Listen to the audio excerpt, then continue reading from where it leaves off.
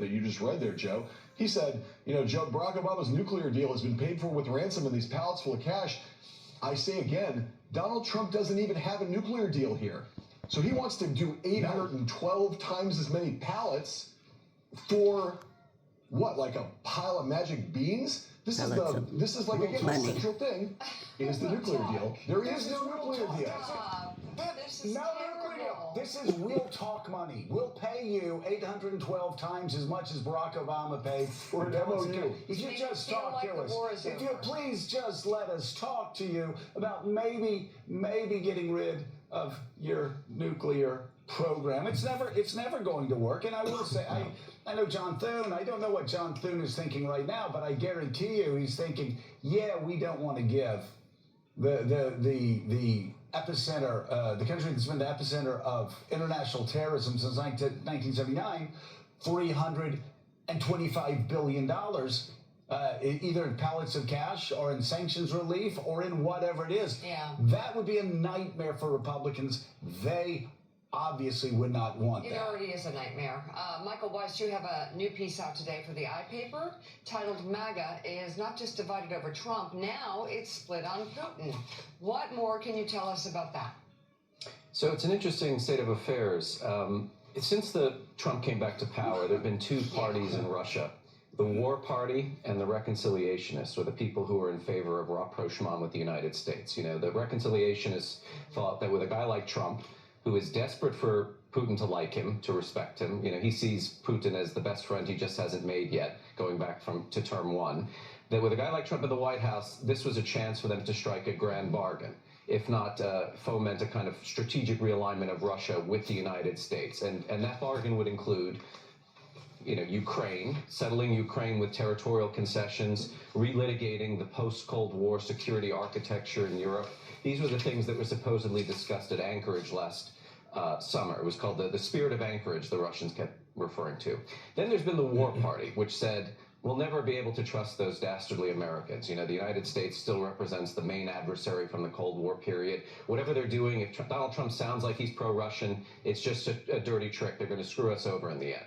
Well, what's happened, and this has accelerated since October 7th and certainly the U.S. war in Iran, you have a faction of MAGA, Tucker Carlson, Candace Owens, Marjorie Taylor Greene, Thomas Massie, who have broken with the president. They've come out very strongly against Israel. Many of them have trafficked in anti-Semitic tropes and Holocaust revisionism, if not Holocaust denial.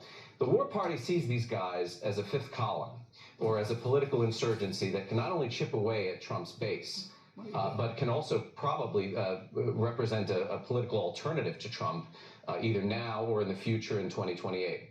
The Russians think that J.D. Vance is their best hope because of his isolationist tendencies. Their great fear is a guy like Marco Rubio, who's more of a neoconservative. So the Russians are now investing in an element of MAGA, which see themselves as a more authentic version of MAGA, who are not just anti-Israel, but they're also anti-Trump now. And, these guys are all coming to Russia. Candace Owens was just in St. Petersburg. She's singing hymns to how wonderful the Russian churches are. I mean, all of the kind of stuff you saw in the Soviet period of useful idiots going over there and thinking that this was the future. They're now being cultivated by the Russian side. And the interesting bit is you have people from the MAGA world, such as Laura Loomer, who are going to war against these guys on the basis of their pro-Russian bona fides, right? Loomer is now tweeting things about Russian atrocities in Ukraine. So the same kind of conspiracy theorists who were all aligned at one point are now breaking. And the weird part is the dividing line, the battle lines are being drawn on Russia, the one thing they could all agree about when Donald Trump was reelected. Well, but talk about some of the people that get paid off. Some of the right-wing MAGA influencers with podcasts that actually get money funneled to them from Russian sources. Oh, absolutely. I mean, I talked to a Western intelligence officer who said that, the guy to look out for in all of this is he's known as the Orthodox oligarch, Konstantin Malofeev. This is a guy who financed the first invasion of Ukraine in 2014. He has a think tank which put out a white paper presented at the St. Petersburg International Economic Forum, at which Candace Owens was in attendance. This white paper suggests that the positive outcome for Russia in 2030 would be the use of a nuclear weapon against the West, the collapse of the European Union, and the military conquest of Kyiv and Odessa. and the rest of Ukraine, of course, falling under the hegemony of Russia. This guy is not just the war party. I mean, he's part of the ultra-nationalist extreme. This guy is going to be paying Americans, this Western intelligence official told me, if he hasn't already started. So yes, financing their podcasts, their YouTube chat channels, whatever. Because, with the Russians, when they see an opportunity, they think the best way to keep somebody on the hook is through compensation. He who pays is boss, right? So a lot of the stuff you saw in the Soviet period, when it used to be the left, fellow travelers, true believing communists, now it's this kind of bizarre, conspiracist, anti-Semitic wing of MAGA that are looking to Moscow as the third Rome. This is the place of family values, Christian conservatism. Moscow, which, by the way, has now made it illegal to criticize the Taliban. Right. This is the bulwark of Christian civilization to these guys. Yeah, and again, they've paid already, Willie. As we know, they've paid podcasters and other MAGA influencers over the past several years. That scandal erupting. I just want to read something. Again, it was hard to believe when I saw it growing up in the Republican Party that was a Cold War party for Cold Warriors. The party of Reagan and John McCain. This is from February 2017 Gallup. I went back and looked it up after reading Michael's article. Republicans fuel rise in Putin's favorable ratings. A major reason for the overall rise in Putin's favorable ratings this year is Republicans are more positive, and they have more positive views of the Russian leader, from 12% in 2015, before Donald Trump, to 32%. So they went from about 10% the year before Donald Trump got into politics to almost a third 1 year into his presidency. And of course, I looked this up for you. The 2023 Vandy poll, 52% of MAGA Republicans believe Vladimir Putin is a better president than Joe Biden. That was in 2023. So there's a real sickness there. There's a real love for a guy who pushes generals out of windows and push other people out of windows when he's done with them.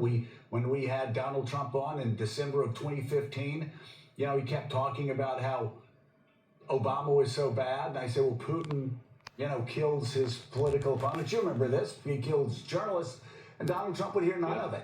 And now you have a lot of MAGA Republicans the same. They're fine with this guy being a dictator. They're fine with him killing political opponents. They're fine with him killing people in his own party. They're fine with him killing anybody that gets in his way. It's quite a turn of events for Ronald Reagan's party of Cold Warriors.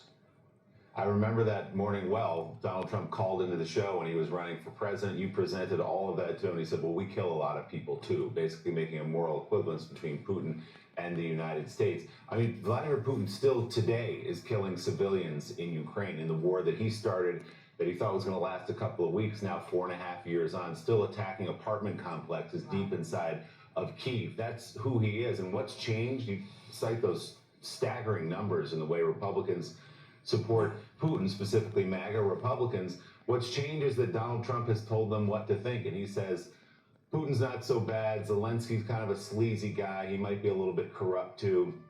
Remember in that infamous White House meeting when President Trump and Vice President Vance cornered and harassed Zelensky? He had members of friendly media, I put that term in quotes, joining him in harassing Zelensky. Some of those same paid people you're talking about, Joe. Why aren't you wearing a suit? You're disrespecting the White House. So that was the same group tearing down Zelensky. So General Herdling, let's talk about, though, the state of the war. Ukraine's still standing and then some 4.5 years later. President Zelensky sent Putin a letter last week saying, let's get together, let's sit down. He kind of insulted him throughout, and Putin said no thanks. But clearly, Zelensky has more confidence today than he did 4 years ago. And he should, Willie, because things are going relatively well, much better for the Ukrainian forces. They have learned a couple of techniques. At the beginning of the war, they needed a lot of equipment, and they got some of what they needed. But now what they've done is they've taken the adaptation on the battlefield to a new level. They use their old methods of what they used to do under the Soviet, when they were part of the Soviet army, and seeing artillery as the main strike for battlefield victory, and they've turned it into long, deep strikes within Russian territory. And because they have attacked the logistics system, because they can now, they've adapted to doing that, it has caused a great deal of challenge for the Russian military and the Russian government. They have struck all sorts of targets within Mother Russia. We've been watching this for over a year now, but it is becoming increasingly effective in terms of draining not just the kinds of things that a frontline army needs, like fuel and ammunition, but also what the Russian people need, and they're seeing it. So it's not only happening from long-range strikes that Ukraine has perfected, and which truthfully we could learn a lot from, and we're not doing as much as we should in terms of learning how they're doing deep strikes, but it's also messaging the Russian people when they see billows of smoke over St. Petersburg right before an economic forum, or they see targets being hit or in and around Moscow, or they see the president of Russia being fearful for moving around and knowing that anywhere he goes, he might be struck with a drone or some type of long-range system. It tells me that they are winning not only the will battle, but the resource battle. They are also basically causing the Russians to stop moving forward across the southern route along the Black Sea, and they are retreating from there. So we can't judge the Ukrainian army right now for any ground they're taking because they are not moving from an operational maneuver perspective as much, but they are exceedingly damaging the Russian military. And in the long term, they're going for the long term. In the long term, that's going to cause problems. And I believe, as I've always had from the very beginning, that it will create a Ukrainian victory, and they will eventually push Russia out of all of their territories.